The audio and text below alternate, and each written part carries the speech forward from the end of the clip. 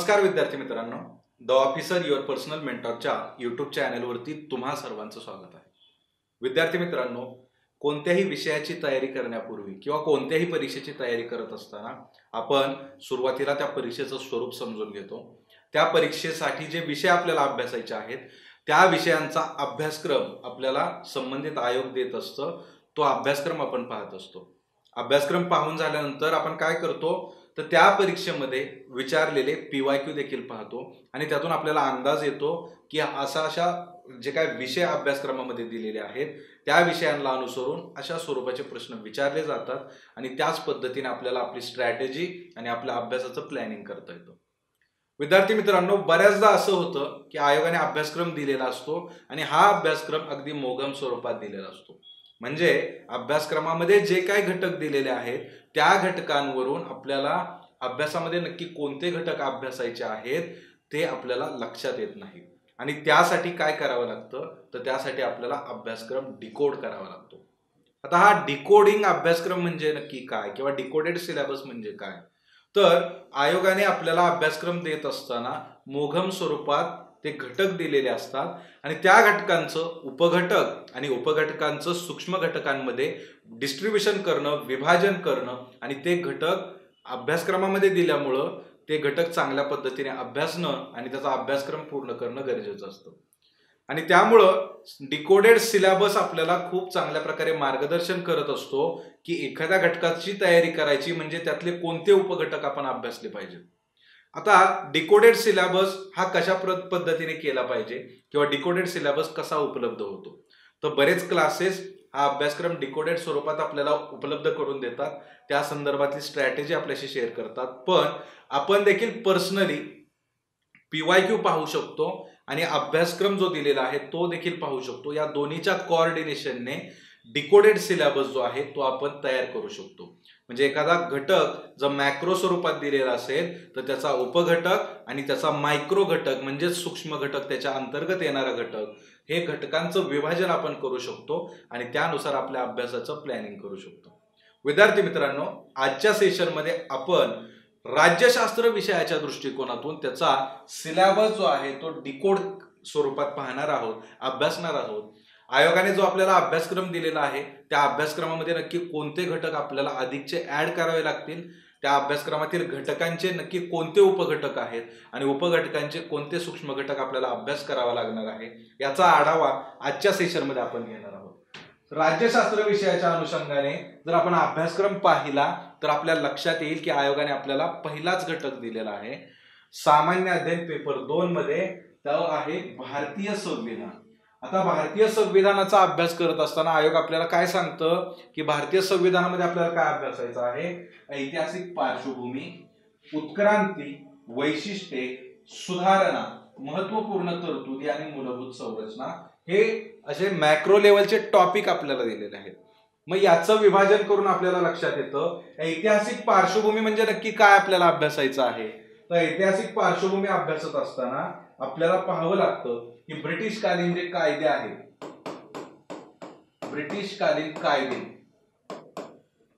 हे संविधानाच्या निर्मितीच्या पूर्वी आपल्याला माहिती आहे भारतीय संविधानाची निर्मिती झाली. ही भारतीय संविधानाची निर्मिती होत असताना संविधानाला एक ऐतिहासिक पार्श्वभूमी होती. म्हणजे इथं गव्हर्नमेंटची एक सिस्टीम एस्टॅब्लिश झालेली होती. त्या सिस्टीम एस्टॅब्लिश होण्यासाठी ब्रिटिशांचे वेगवेगळे कायदे कारणीभूत होते आणि या कायद्यातून ही जी काय सिस्टीम आहे, ही काय प्रणाली आहे ती विकसित होत गेली.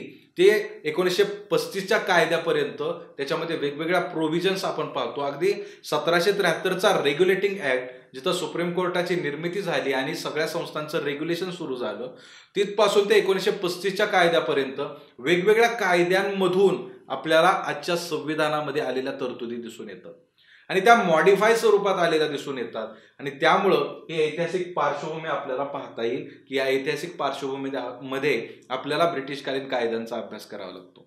यानंतर संविधानाची उत्क्रांती म्हणजे काय, तर संविधानाची निर्मिती नक्की कशी झाली, संविधान कसं इव्हॉल्व्ह होत गेलं हे आपल्याला अभ्यासायचं असतं. मग यासाठी आपल्याला त्याची पार्श्वभूमी पाहावी लागते. ती पार्श्वभूमी पाहत असताना M.N. रॉय यांनी काय सर्वात प्रथम संविधान सभेची मागणी केली. 1928चा नेहरू रिपोर्ट आपल्याला तो पाहावा लागतो की संविधान निर्मितीचा पहिला प्रयत्न म्हणून 1928च्या रिपोर्टकडे पाहावं लागतं. यानंतर वेगवेगळ्या काँग्रेसच्या सेशनमधून सुद्धा संविधान सभेची किंवा संविधान निर्मितीची डिमांड केली गेली. पुढे जाऊन संविधान सभेची निर्मिती झाली. कॉन्स्टिट्युशनल संविधान सभा जी आहे असेंब्ली, तर त्या कॉन्स्टिट्युशनल असेंब्लीची निर्मिती जी आहे ती झाली. ती निर्मिती होत असताना त्या निर्मितीचे टप्पे, त्या निर्मितीमधले जे काय वेगवेगळ्या प्रोव्हिजन्स होत्या, अगदी संविधान सभेचं इलेक्शन पाहावं लागतं. संविधान सभेनंतर निवडून आलेले जे काय सभासद आहेत त्यांची संरचना आपल्याला पाहावी लागते.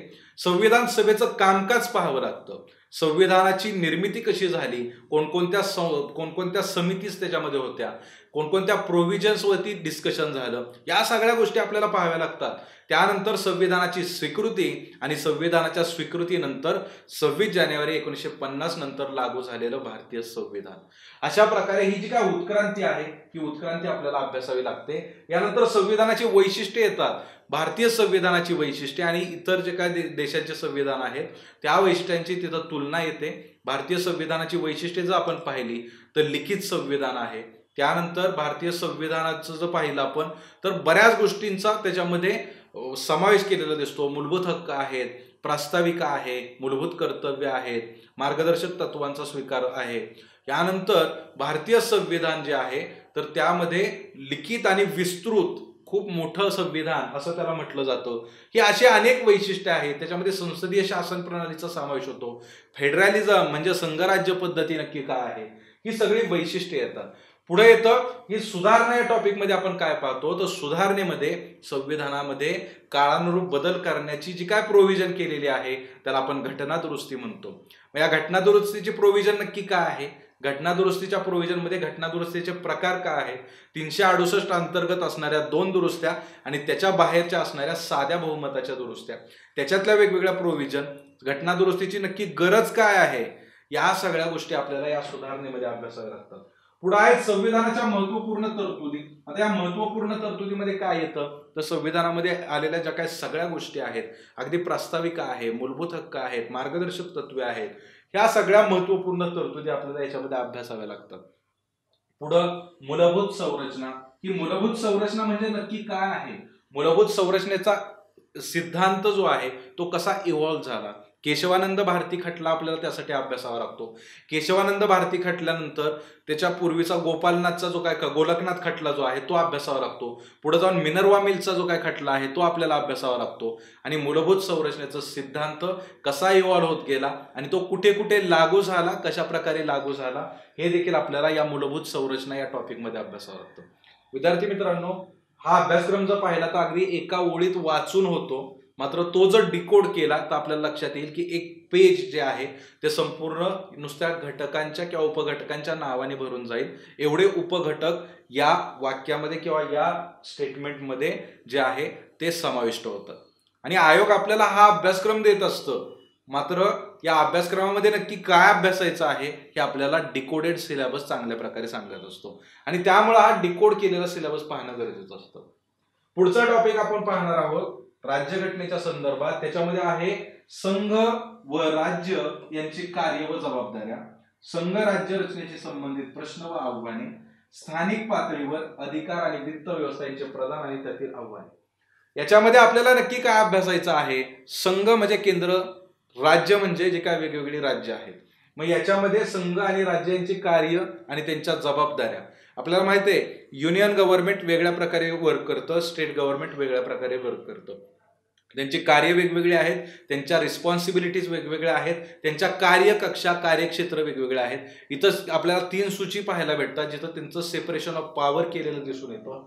त्यानंतर या संघ राज्य जी काय रचना आहे त्याच्याशी संदर्भात प्रश्न आहेत, आव्हाने आहेत. जसं की राज्यांचं फॉर्मेशन आहे, राज्यांच्या सीमांमधले बदल असतील, त्यांच्या नावांमधले बदल असतील, केंद्र आणि राज्य यांच्या संबंधातला संघर्ष आहे, त्यानंतर अधिकारांची विभागणी आहे, महसुलांचं जे काय वाटप आहे, त्याबरोबर राज्यांना मिळणारी दुय्यम वागणूक असते किंवा बरेच अधिकारांशी रिलेटेड ज्या काही गोष्टी आहेत, केंद्राकडून कधी कधी राज्याच्या क्षेत्रामध्ये हस्तक्षेप होतात, राज्यपालाची वादग्रस्त भूमिका ठरते. यासोबत संघ आणि राज्य या संदर्भामध्ये जे काही वेगवेगळे आयोग आहेत या आयोगांच्या ज्या काही शिफारसी होत्या या शिफारसींचा अभ्यास आपल्याला याच्यामध्ये करावा लागतो आणि या शिफारसी आपल्याला या आव्हानांच्या संदर्भात, या प्रश्न आणि आव्हानांच्या संदर्भात काही सोल्युशन सुचवू पाहत असतात. आपल्याला उत्तरं लिहित असताना या सगळ्या गोष्टींचा उपयोग याच्यामध्ये होतो. पुढे काय आहे तर स्थानिक पातळीवर अधिकार आणि वित्त व्यवस्था यांचे प्रदान आणि त्यातील आव्हाने. आता स्थानिक शासन आहे, त्याला आपण लोकल सेल्फ गव्हर्नमेंट म्हणतो, स्थानिक स्वराज्य संस्था, त्या संदर्भातल्या ज्या काही घटना दुरुस्त्या आहेत, त्यातली काही फायनान्स किंवा वित्त व्यवस्था आहे, त्याच्यातली काही समस्या आहेत, त्याच्यातले काही प्रॉब्लेम्स आहेत, त्याच्यामधले येणारे जे काही वेगवेगळे प्रोव्हिजन्स आहेत, तर त्याचा अभ्यास आपल्याला याच्यामध्ये करावा लागतो. आणि तिथं पुन्हा राज्य आणि स्थानिक स्वराज्य संस्था यांच्यामधला असणारा वाद असेल किंवा याच्यातल्या असणाऱ्या ज्या काही समस्या आहेत त्या देखील आपल्याला इथं अभ्यासाव्या लागतात. यानंतर आपल्याला विविध अंगांमधील म्हणजे जे काय ऑर्गन्स आहेत, डिफरंट ऑर्गन्स शासनाचे, तर त्यांच्यातली अधिकारांची विभागणी आणि वाद निवारण यंत्रणा व संस्था. आता अधिकारांची विभागणी हे दोन प्रकारे आपल्याला पाहता येते. पहिली अधिकारांची विभागणी केंद्र आणि राज्य यांच्या संदर्भात ज्या काही 3 सूची आहेत, या 3 सूचीच्या संदर्भात ही अधिकारांची विभागणी आपण पाहतो. मगाशी आपण संघ आणि राज्य यांच्या संदर्भातला जो काही टॉपिक पाहिला तिथं आपण या 3 सूचींचा अभ्यास करतो.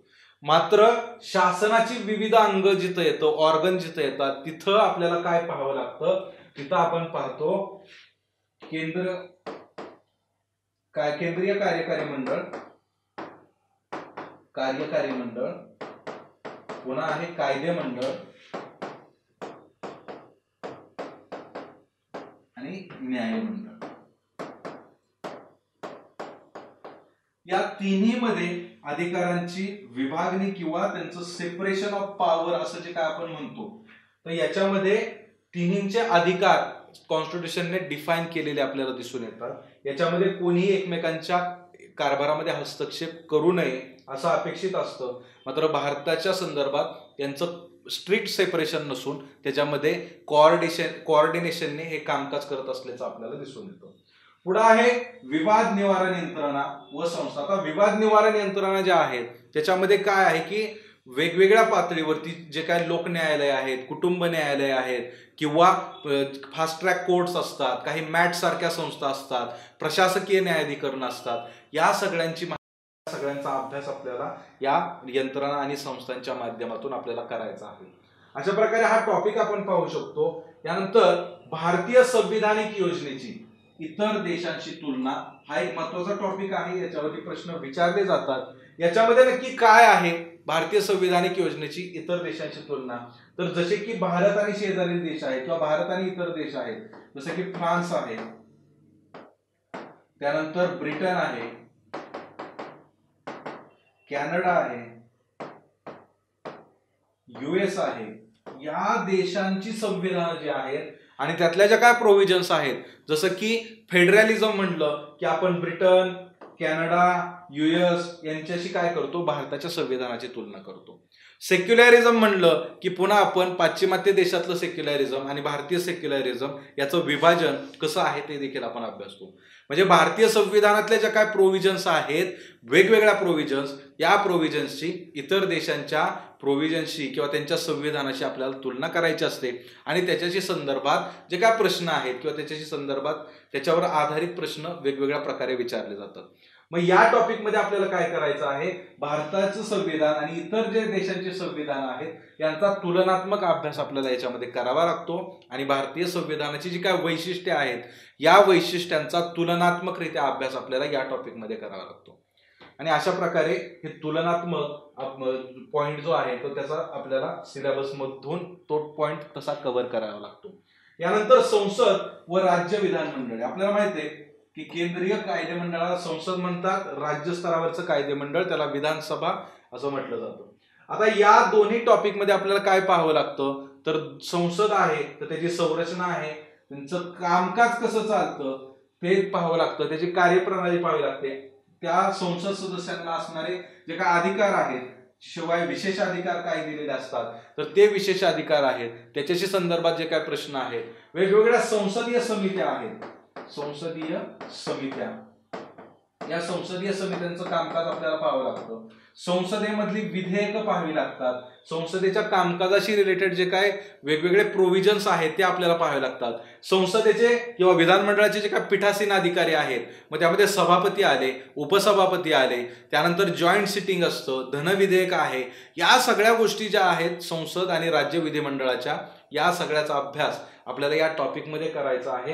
आणि त्याच्याशी संदर्भात उद्भवणारे प्रश्न, त्याच्याशी रिलेटेड असणारी आव्हानं, या सगळ्याचा आपल्याला अभ्यास यामध्ये करायचा आहे. यानंतर महत्वाचा टॉपिक आहे कार्यपालिका न्यायपालिका यांची रचना, संघटन आणि कार्य. कार्यपालिका म्हणजे काय, तर जे काय कार्यकारी मंडळ आहे त्याच्यामधले सगळे टॉपिक येतात. मग याच्यामध्ये राष्ट्रपती आले, याच्यामध्ये PM आले, सगळं मंत्रिमंडळ आलं. राज्य स्तरावरचा विचार केला तर आपल्याला इथं राज्यपाल पाहता येतात, CM चीफ मिनिस्टर, त्यांचा अभ्यास करायचा आहे. आणि अशा प्रकारे कार्यपालिका जी आहे म्हणजे कार्यकारी मंडळ जे आहे, या कार्यकारी मंडळाचा अभ्यास आपल्याला याच्यामध्ये करायचा आहे. आणि कार्यकारी मंडळाचे जे काही घटक आहेत त्या घटकांचा देखील अभ्यास आपल्याला याच्यामध्ये करायचा आहे.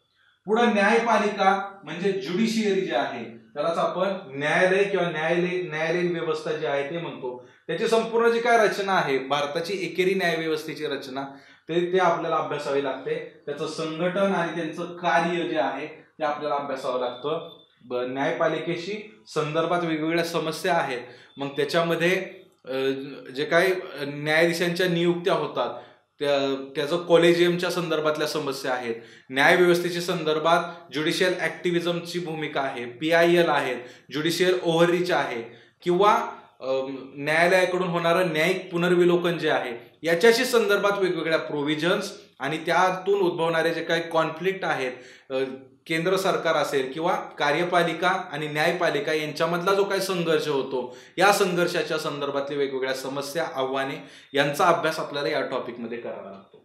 पुढे आहे सरकारची मंत्रालये, वेगवेगळी मंत्रालये जे आहेत ते मंत्रालये आणि विभाग, त्याबरोबर पुढचा टॉपिक आहे दबाव गट आणि औपचारिक अनौपचारिक संघ यांचा देखील आपल्याला अभ्यास करायचा आहे.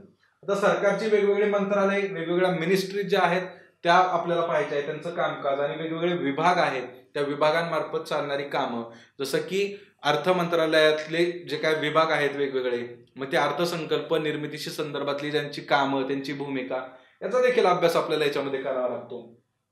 पुढं राज्य व्यवस्थेतील दबाव गटांचं महत्व जे आहे किंवा हितसंबंधी गट आणि दबाव गट यांच्यामधला डिफरन्स आहे तो आपल्याला अभ्यासायचा आहे. आता औपचारिक आणि अनौपचारिक गट जे असतात, संघ असतात, कामगार संघ असतात, या सगळ्याचा अभ्यास आपल्याला याच्यामध्ये करायचा आहे.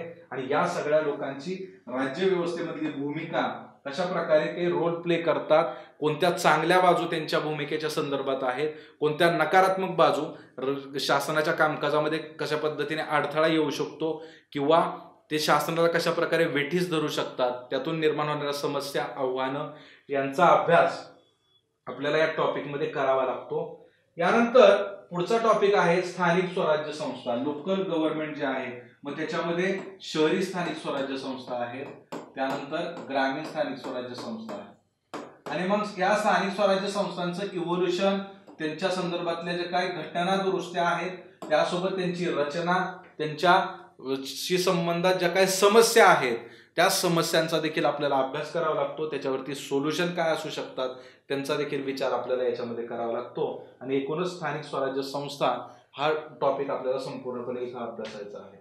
पुढे लोकप्रतिनिधित्व अधिनियम. हा लोकप्रतिनिधित्व अधिनियम नक्की काय आहे, त्यालाच आपण representation of peoples act, RPA असं म्हणतो.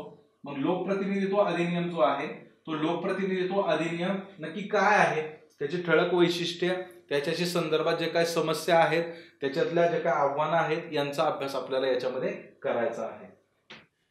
विद्यार्थी मित्रांनो, यानंतर विविध संविधानिक पदांच्या नियुक्त्या, त्याबरोबर विविध संविधानिक मंडळाचे अधिकार, कार्य आणि जबाबदाऱ्या. थोडक्यात आपल्याला इथं कॉन्स्टिट्यूशनल बॉडी ज्या आहेत त्यांचा अभ्यास करायचा आहे. आता या कॉन्स्टिट्यूशनल बॉडीज मध्ये नक्की काय काय येतं तर आपल्याला माहिती आहे, याच्यामध्ये लोकसेवा आयोग येतात, त्यानंतर काय येतं, निवडणूक आयोग येतो,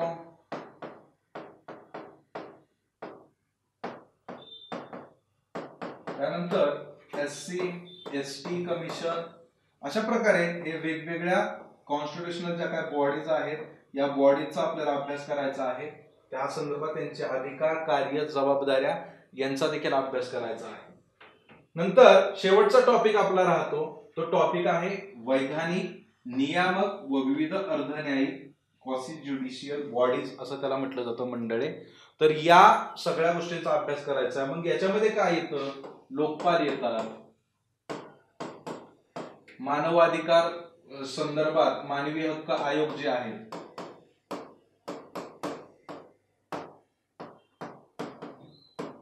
यानंतर इन्फॉर्मेशन कमिशन, माहिती आयोग, या वेगवेगळे जे काय आयोग आहेत तर त्यांचा अभ्यास आपल्याला याच्यामध्ये करावा लागतो आणि त्यांच्याशी संदर्भात ज्या काय समस्या आहेत, त्यांचं कामकाज कसं चालतं, त्या कामकाजामधले रिफॉर्म्स काय असू शकतात किंवा काय सुधारणा आवश्यक आहे, कोणत्या त्यांना येणाऱ्या अडचणी, समस्या काय काय आहेत, त्याच्याशी संदर्भात कुठल्या समस्या सध्या देशामध्ये चालू आहेत, या सगळ्या गोष्टींचा आढावा आपल्याला घ्यावा लागतो. आणि त्या दृष्टिकोनातून हे सगळे टॉपिक आतापर्यंत आपण डिस्कस केले तर ते वेगवेगळ्या डायमेन्शनने आपल्याला अभ्यासावे लागतात. विद्यार्थी मित्रांनो, आज आपला जो काय आजच्या सेशनचा हेतू होता किंवा जे काय टायटल होतं, डिकोडिंग सिलेबस आणि राज्यशास्त्र विषयाच्या संदर्भामध्ये आपण हा डिकोडेड सिलेबस कसा असावा किंवा काय डिकोडिंग सिलेबस म्हणजे नक्की काय असतं हे आपण अभ्यासलं. आपण देखील राज्यशास्त्र विषय असेल किंवा इतर कोणत्याही विषयाचा अभ्यास करत असताना केवळ आयोगाने जो सिलेबस दिलेला आहे, आयोगाने सिलेबसमध्ये जे काही घटक दिलेले आहेत त्याच्यावर विसंबून न राहता त्या घटकामध्ये नक्की आपल्याला कोणत्या सब टॉपिकचा अभ्यास करायचा आहे आणि त्या सब टॉपिकमध्ये कोणते मायक्रो टॉपिक्स किंवा सूक्ष्म टॉपिक येऊ शकतात ते आपण त्याचा एक आढावा घेतला पाहिजे, त्याचा एक ॲनालिसिस केलं पाहिजे. यासाठी आपल्याला PYQ खूप चांगली मदत होते. एखाद्या टॉपिकवरती PYQ मधून लक्षात येतं की कशा कशा प्रकारे प्रश्न विचारले जातात. तर या दोन्हीच्या कोऑर्डिनेशन मधून आपण आपला डिकोडेड सिलेबस तयार करू शकतो. बऱ्याचदा मार्केटमध्ये किंवा अनेक क्लासेस ही डिकोडेड सिलेबसची कॉपी आपल्याला प्रोव्हाइड करतात. ती कॉपी आपण घेणं बंधनकारक आहे. आपल्या अभ्यासाच्या दृष्टिकोनातून ती अतिशय उपयुक्त आणि अतिशय आवश्यक अशी गोष्ट आहे आणि त्यामुळे ती आपण मिळवली पाहिजे आणि त्यालाच अनुसरून आपल्या अभ्यासाची रणनीती आणि अभ्यासाचं प्लॅनिंग केलं पाहिजे. विद्यार्थी मित्रांनो, आजच्या सेशनमध्ये इथेच थांबूया. धन्यवाद. The officer your personal mentor चॅनलच्या नवनवीन अपडेट्ससाठी चॅनलला लाईक, सबस्क्राईब आणि शेअर करा. थँक्यू.